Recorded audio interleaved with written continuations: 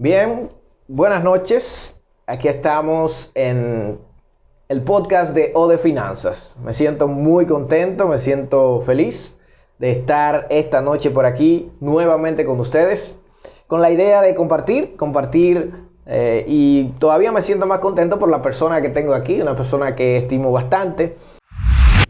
Tenemos nada más y nada menos que a la licenciada Maritza Zorrilla. ¿Cómo está usted? Muy bien, gracias Oscar. El placer es mío, ¿verdad?, de que me hayas invitado a esta entrevista.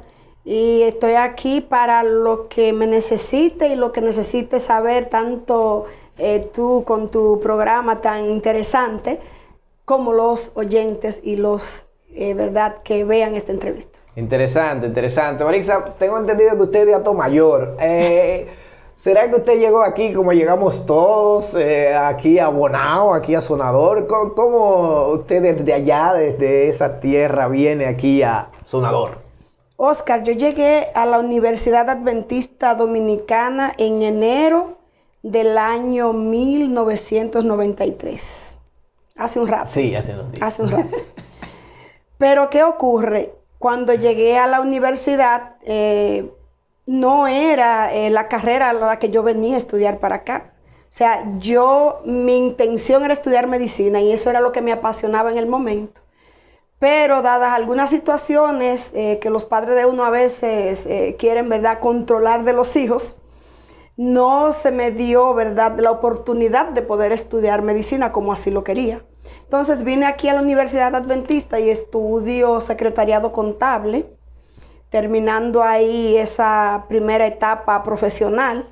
Luego trabajo más o menos un año aquí dentro de la institución, pero luego, o sea, que uno termina los estudios y se casa, ¿verdad? Sí. Por lo general uno se casa. Pero entonces ahí vino el embarazo de mi primer hijo y como una primeriza normal que los malestares, ¿verdad?, le atacan, tuve que abandonar el trabajo acá. Y de ahí, cuando ya mi hijo mayor tenía 10 meses exactamente, entonces me voy a trabajar a otro lugar, al Palacio de Justicia, en el Poder Judicial. Por ahí empieza más o menos el cómo llegué aquí a Sonador.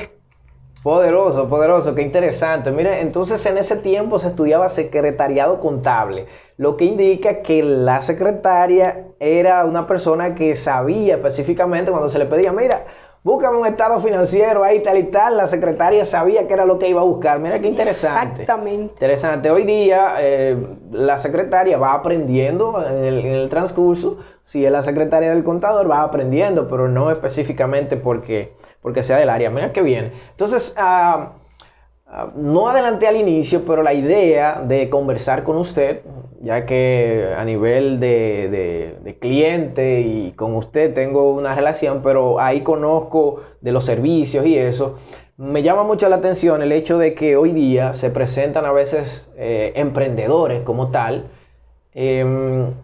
con la idea de avanzar, de crecer, pero a veces legalmente no tienen todo muy bien planteado, no tienen una muy buena asesoría legal y más adelante su proyecto se descapitaliza porque el socio, que ellos creían que todo iba a llegar muy bien y que iban a crecer juntos, hay algunas cosas que no van bien. Y se da el caso de que tal vez no escribimos, no se estipuló por medio de un contrato cómo era que iban a ir las cosas y entonces eso crea problemas en los emprendedores de hoy día. ¿Cómo puede una persona comenzando su proyecto a nivel de emprendimiento organizarse bien para no tener esta problemática más adelante? Excelente pregunta, Oscar.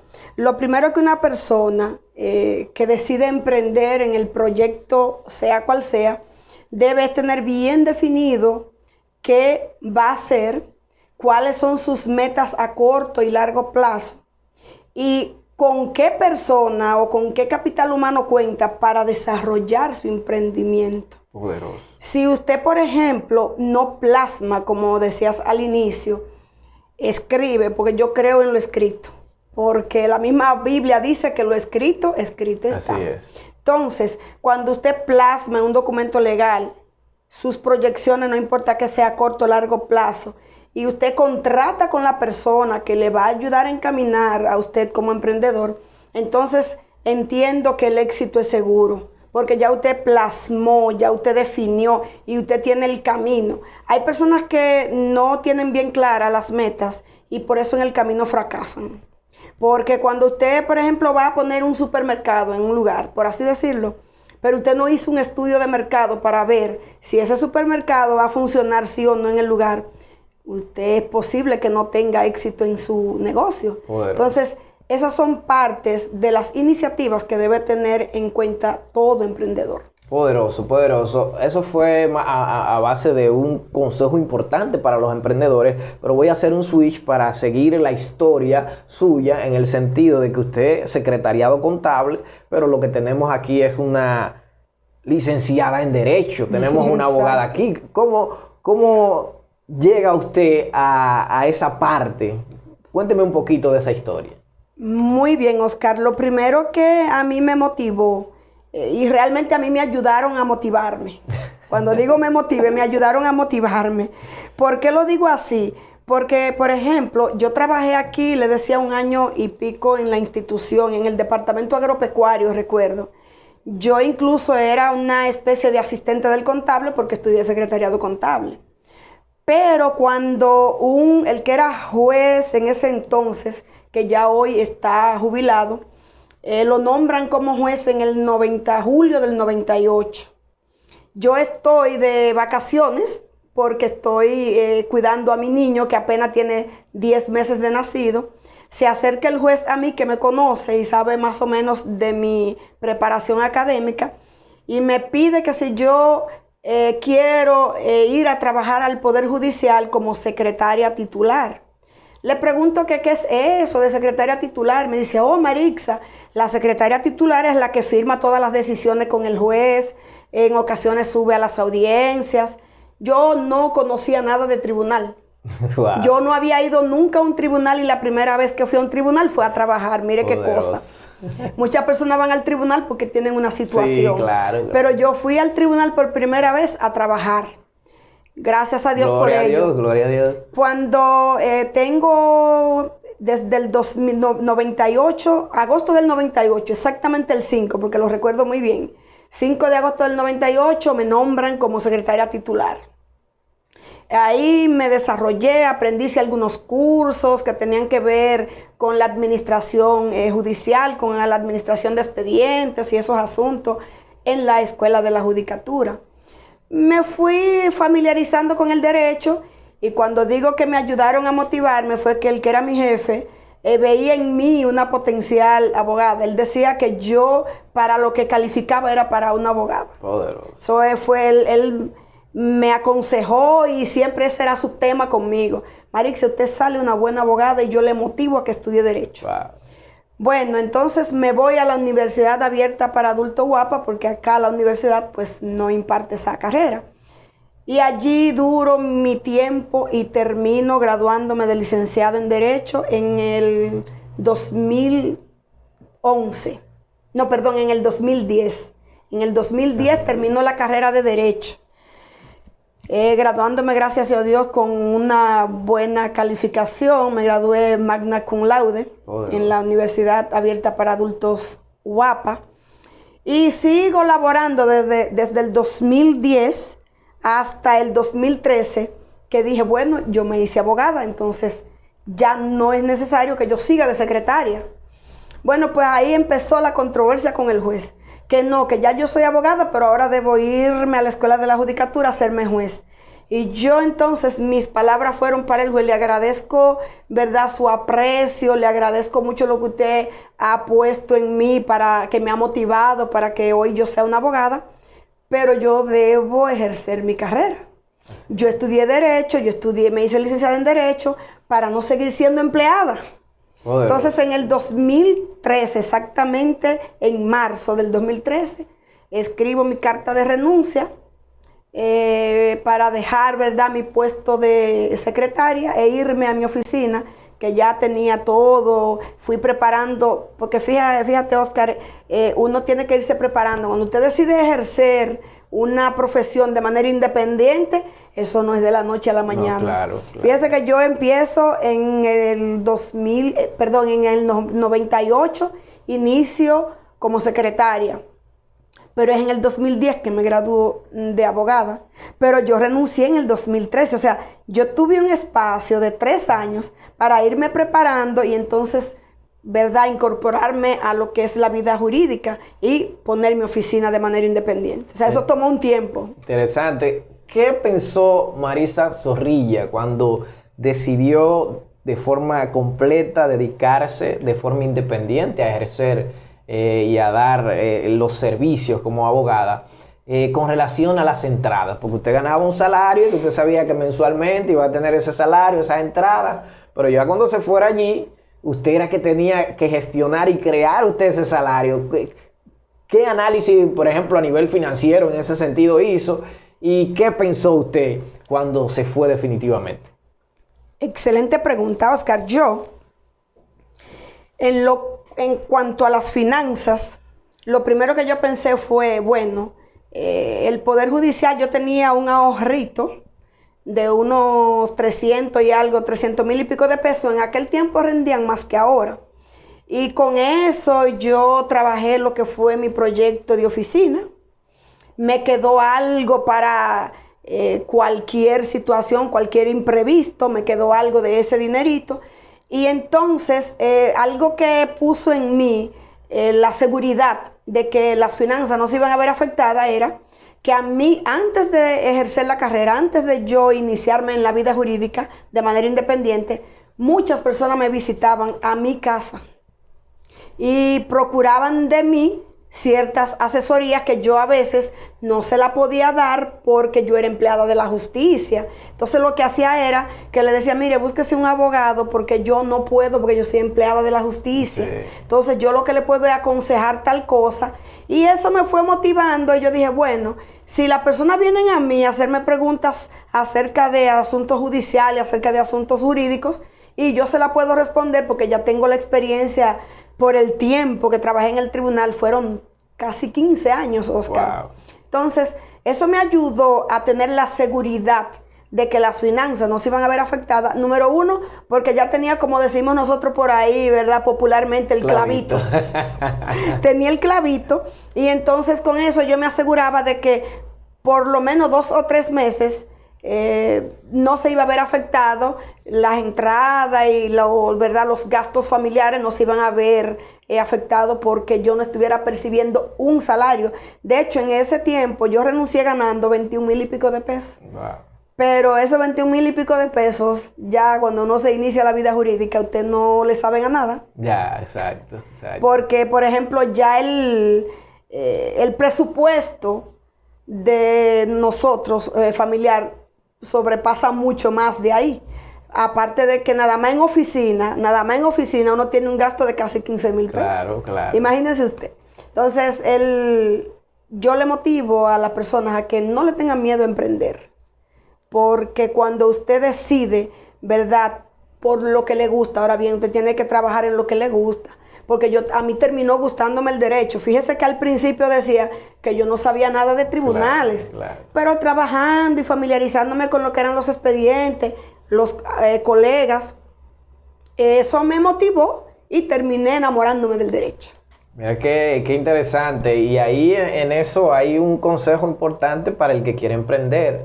Emprender o dejar ese salario que tú recibes mensualmente, no es que no sientas miedo de hacerlo, pero debe haber una planificación, claro. Debe haber ahí una base que usted bien lo menciona como ese clavito, para ver, porque uno no sabe cómo van a ir las cosas. Pues es verdad que usted conocía, sabía hacia dónde iba, pero puede ser que las cosas no se dieran como usted estaba esperando. Y ya como menciona lo de que le apasiona, ¿por qué le apasiona el derecho?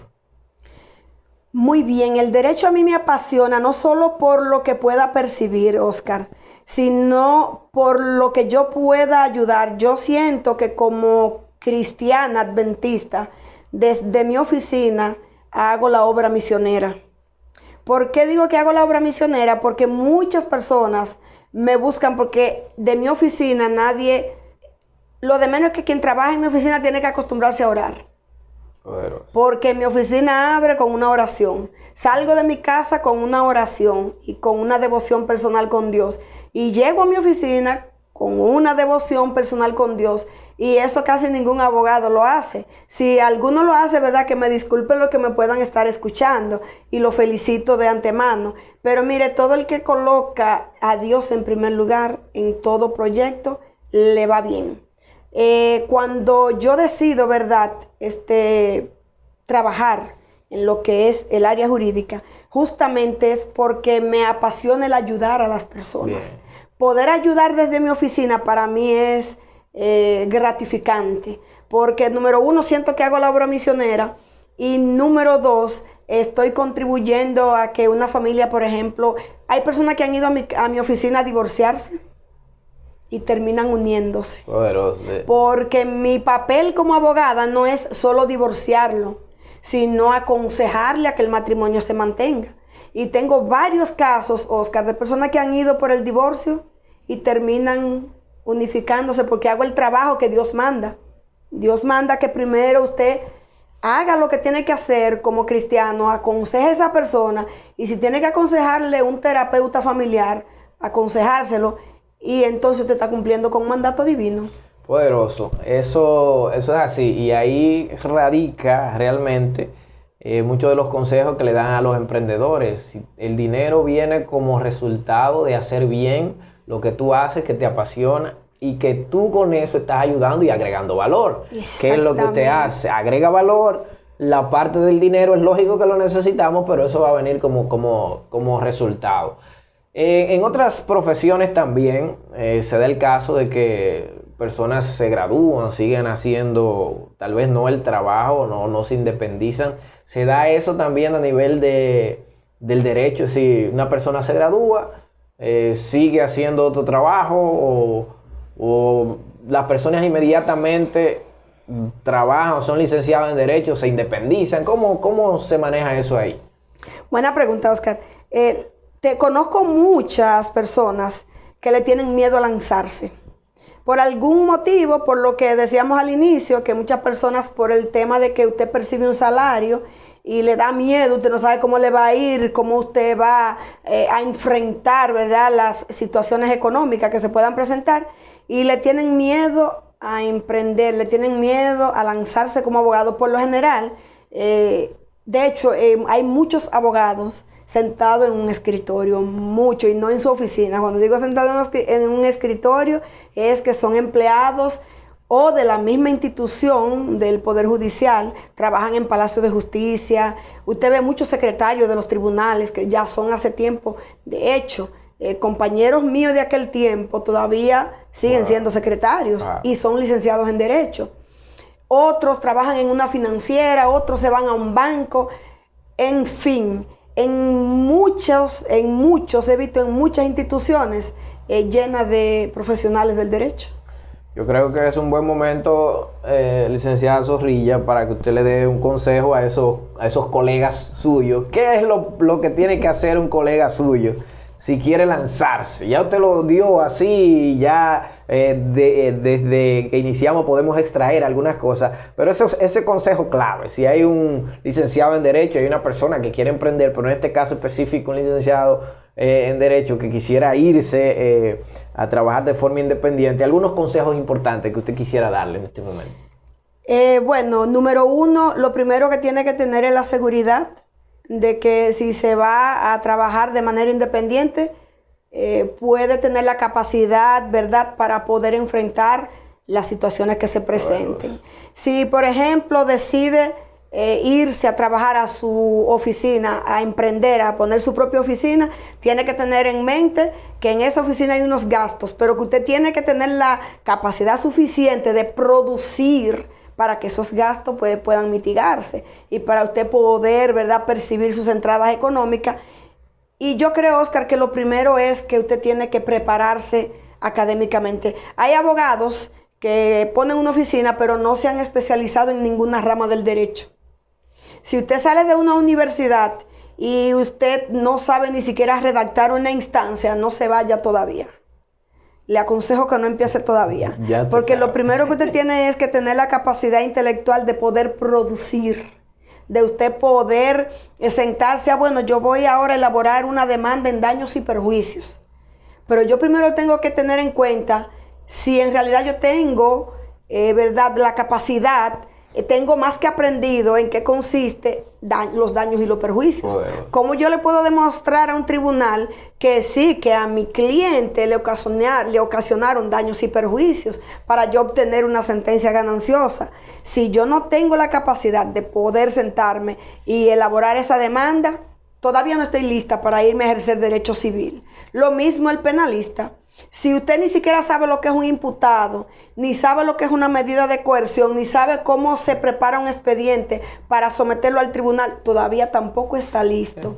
Entonces mi consejo es que se prepare en la rama que usted ha decidido, que usted quiere emprender, que usted quiere ejercer, y entonces ahí sí decida poner su oficina, que fue lo que yo hice, Oscar. Por ejemplo, cuando yo puse mi oficina, ya yo tenía, de hecho, un cúmulo alto de modelos, incluso de sentencias de tribunales, para estudiar, escudriñar cómo es que piensa cada tribunal en cada materia. Y entonces yo decido ejercer derecho civil. Hoy por hoy yo ejerzo también derecho penal, pero yo comencé directamente con derecho civil y derecho laboral. Poderoso, poderoso. Creo que esos consejos son muy, muy importantes y se pueden llevar, como dicen los que usan palabras sofisticadas, se puede extrapolar desde el área del derecho a cualquier ambiente. Si tú quieres dar un paso fuera de cobrar mensualmente un salario que tú sabes que va a llegar, llueva, truene o vente, que ese salario va a estar ahí, y tú quieres emprender y quieres salir afuera, tienes que prepararte antes de, que es lo que usted nos está diciendo. Es decir, Exacto. Tienes que prepararte. Si tú lo que vas a hacer es trabajar haciendo igualas contables y eso, tú tienes que saber cómo se maneja eso, tienes que tener los contactos. No es que vas a tener todo bajo control, pero por lo menos los primeros pasos debes tenerlo ahí. Y es el consejo que la licenciada está dando a cada una de las personas, de nuestros escuchas, nuestros oyentes, las personas que nos ven y nos siguen, que si usted quiere dar ese paso, usted debe irse preparando en ese sentido. Con relación a... vi que quería decirnos algo. Adelante, Sí, adelante. sí, algo importante, Oscar. Por ejemplo, yo en mi oficina, por así decirlo, puede sonar hasta chistoso lo que voy a decir, pero yo tengo clientes que nunca los he visto personalmente. Wow. ¿Cómo se hace eso? Por referencia. Por ejemplo, me llega un cliente que me mandó un poder firmado desde los Estados Unidos para que yo lo represente en una demanda, por ejemplo, por así decirlo, en partición de bienes. Logro conseguir una sentencia y logro que todo, ¿verdad?, se resuelva. Y le entrego, por ejemplo, a un familiar de ese cliente, porque también le dio un poder a ese familiar para que pueda entregarle el fruto, ¿verdad?, del trabajo que se le realizó. Y a ese cliente yo no lo conozco personalmente, por teléfono, por llamada. Así tengo varios clientes que le he hecho trabajo y personalmente no lo conozco. Porque cuando usted decide hacer las cosas bien, los clientes le van a llegar por recomendación de otro. Poderoso. Y eso es lo que le ha dado un poco más de éxito, gracias a Dios, primero a mi oficina, que trato de hacer la cosa bien y entonces por esa condición de que las cosas que salen de mi oficina salen bien y con cierta, ¿verdad?, pulcritud, entonces otros clientes me van recomendando otros y así se va sumando. Y de eso se trata.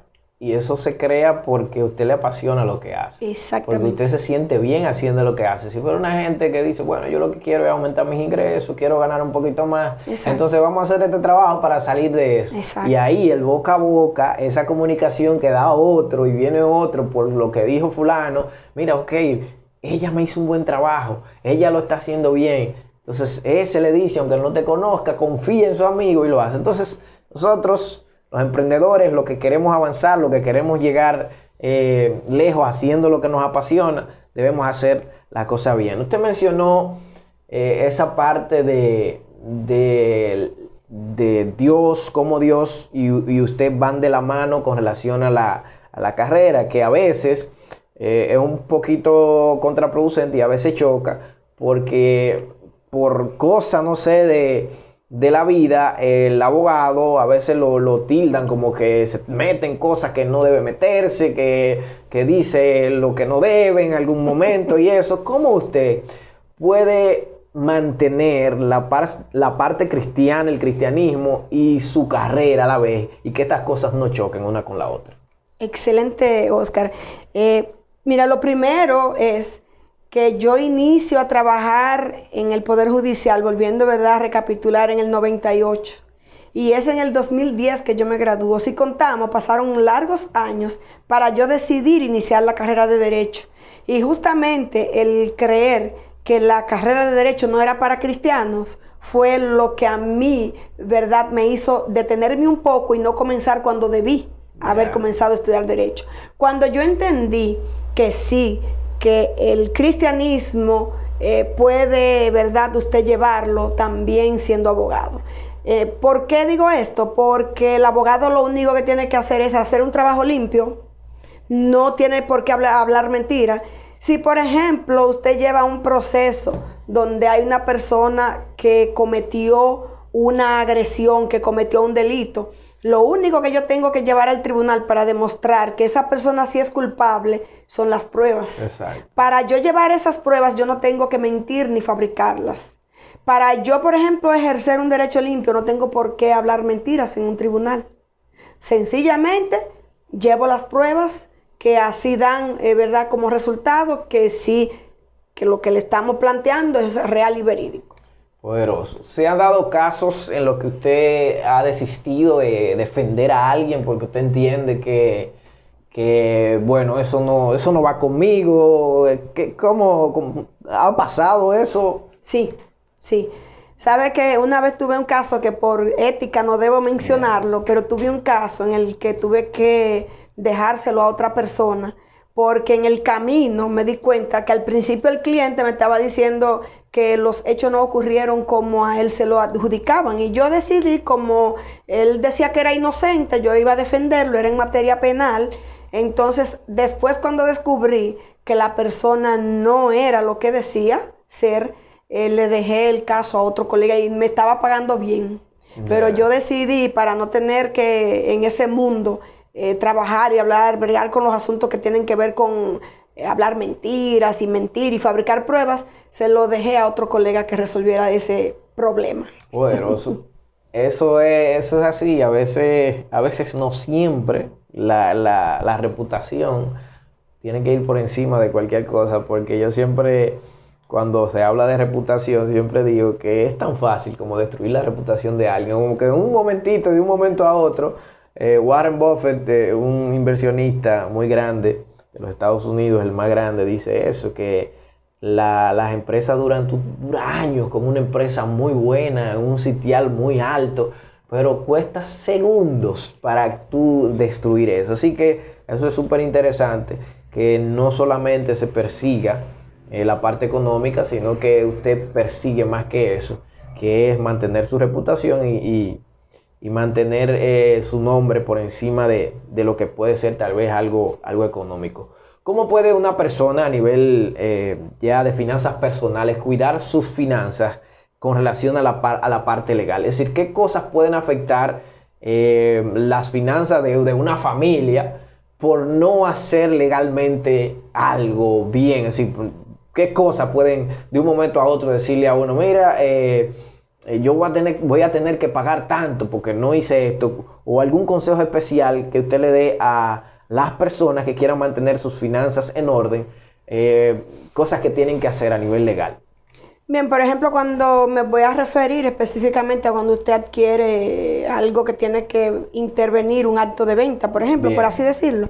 Si, por ejemplo, usted compra, hay una máxima jurídica por ahí que dice que el que compra mal compra 2 veces. Poderoso. Entonces, si usted compra algo y no lo sustentó en un documento, o usted compró una mercancía para destinarla, por así decirlo, a su trabajo, y esa mercancía usted no se asesoró de si usted le iba a sacar lo que invirtió, de si ese producto que usted compró le iba a servir en realidad para el servicio que usted desempeña. La procedencia. Exactamente la procedencia. usted entonces está comprando mal y está haciendo una mala inversión. Otro detalle es que hay personas, yo creo mucho en un refrán que se usa mucho y mi abuelo eso lo decía comúnmente, que usted debe arroparse hasta donde le alcanza la sábana. Claro. Entonces hay personas que quieren, ¿verdad?, correr cuando todavía debe gatear. Entonces yo pienso que lo primero que tiene que una persona es tener en cuenta para que sus finanzas se puedan mantener es que lo que usted invierte lo vea como una inversión, no como un gasto. Que los gastos usted, en la medida de las posibilidades, los pueda mitigar. Y que si usted sabe que a corto plazo una inversión no le va a, ¿verdad?, dar resultado, trate de que esa inversión que usted hizo le pueda poner un granito de arena, ¿verdad?, para que pueda aumentar ese capital que usted debe percibir en el tiempo que usted entiende que debe hacer. Poderoso, poderoso. A veces nosotros no acostumbramos tanto, o no sé si es por lo que uno ve, como a planificar el futuro.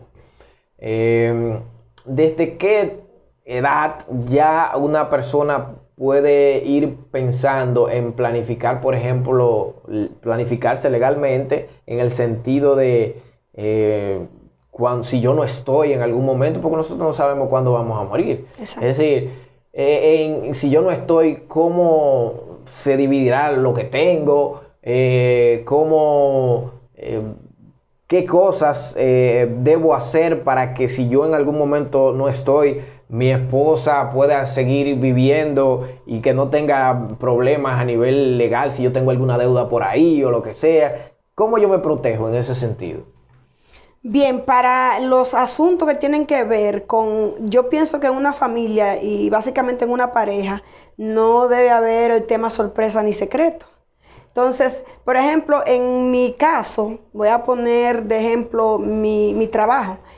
Yo tengo algunos expedientes, todos los expedientes son importantes, para mí todos son importantes, pero hay algunos que revisten de cierta importancia porque cuando culmine la entrada puede ser mayor. Y yo entiendo, Oscar, que lo primero que debe tener todo emprendedor e incluso también los empleados es un as bajo la manga. ¿Y cuál es esa bajo la manga? Es que usted debe ir sembrando, ¿verdad?, poniendo una parte para cuando llegue ese tiempo que usted no sabe si puede llegar de repente. Claro. Porque el deceso de una persona puede ocurrir de la noche a la mañana, puede ocurrir de repente.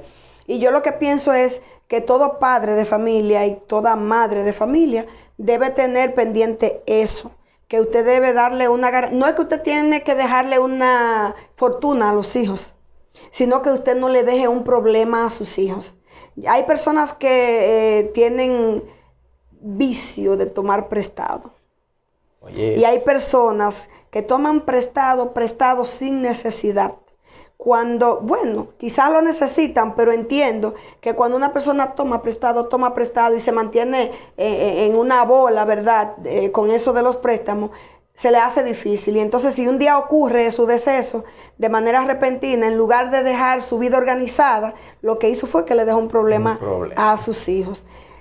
Pienso también, Oscar, que una herramienta esencial es el usted organizarse y que su familia también sepa de sus proyectos y de su organización. Poderoso. Hay casos, por ejemplo, cuando mencionaba los expedientes importantes, que por ejemplo mi esposo sabe de algunos expedientes que yo le he dicho, mira, si en algún momento pasa tal cosa, ese expediente hay que hacer tal cosa y tal cosa con él. Búscate al colega fulano de tal, para no mencionar nombres, sí, claro, que él va a continuar con ese proceso. Poderoso. Entonces, lo bonito de esto es que usted tenga una persona de confianza que sepa de sus cosas, que sepa de sus proyectos. Claro, claro, porque eso va a ayudar en esa parte, hasta legal sí, porque tú sabes, bueno, él no está, pero él tenía esta deuda, tenía aquello, tenía esto, y que no de repente vengan a ti, arropen a esa persona que queda y tú no conozcas. Entonces eso es sumamente importante. ¿Qué debe tener por ejemplo, un acto de venta? Yo no soy abogado, no conozco de eso, pero cuando yo leo, por ejemplo, un acto de venta o leo un contrato, ¿qué cosas debo yo ver así como, aunque, por ejemplo, tengo mi asesora legal, que es la que me va a defender en ese sentido, pero cuando yo lo leo, ¿qué yo debo ver en un contrato o en un acto de venta? ¿Qué cosas no deben faltar ahí a simple vista, así rápido? Lo primero que usted tiene que ver ahí es el precio y la forma de pago. Poderoso. Porque si usted no vio el precio y después al final usted dice, pero ven acá, yo compré por 100 y aquí dice que yo compré por 150, después eso me puede traer un problema en la DGI, porque si yo lo compré por un precio y al momento de transferir el inmueble hay una diferencia, la DGI puede cobrarme en base a lo que dice el acto de venta, no a lo que yo compré. Entonces, lo primero que usted tiene que ver es, claro está, después de ver sus generales, claro, las generales de quien vende, las generales de quien compra, precio y forma de pago, y que quede descrito el artículo que usted compró, si fue un carro, si fue un inmueble, una casa, un terreno, que quede descrito ese inmueble ahí en ese acto de venta. Interesante, interesante, porque a veces, por ejemplo, uno lo lee, aunque hay palabras que quien la entiende tu asesor en esa materia, pero es importante que uno también conozca esos detalles. ¿Ha tenido usted allá en la parte penal algún caso, si se puede mencionar, si eso no tiene, o no mencionar específicamente, que usted diga, valió la pena defender esto y lo logré, las cosas que hice dieron resultado y que usted se sienta bien, así, mencionar algún caso, si no hay nada legal ahí, porque no conozco eso, pero usted me dirá. Perfecto. Uno a veces por no poner en evidencia, pero hay un caso de una persona que estaba recluido, porque ya mañana que lo vamos a buscar a la cárcel. Logré justamente hace unos 15 días su libertad, menos de 15 días logré su libertad, logré que el tribunal pronunciar una sentencia absolutoria descargando de toda responsabilidad a ese imputado.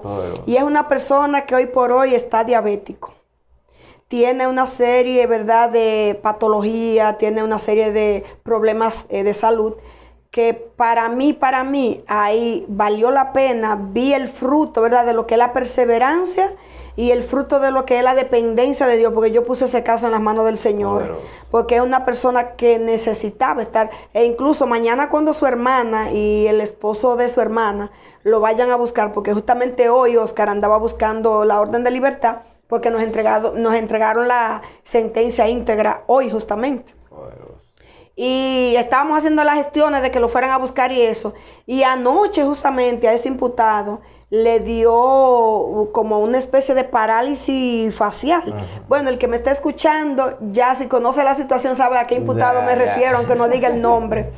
A él le dio anoche una parálisis facial que tomaba agua y él no sentía el agua, se le estaba cayendo. Entonces eso a mí me llenó un poquito de preocupación y aceleramos el proceso de irlo a buscar para de la cárcel llevarlo al médico. Y para mí, Oscar, eso es de gran satisfacción, e incluso, haciendo un paréntesis, ese imputado tenía un abogado anterior y algunas situaciones que debió haber hecho, y por ética tampoco la menciono, no las hizo, y gracias al Eterno yo logré conseguir la libertad de ese imputado. Él tenía 10 meses ya con el proceso, 10 meses tenía el imputado guardando prisión, y a mí me llegó ese caso justamente en mis vacaciones de diciembre.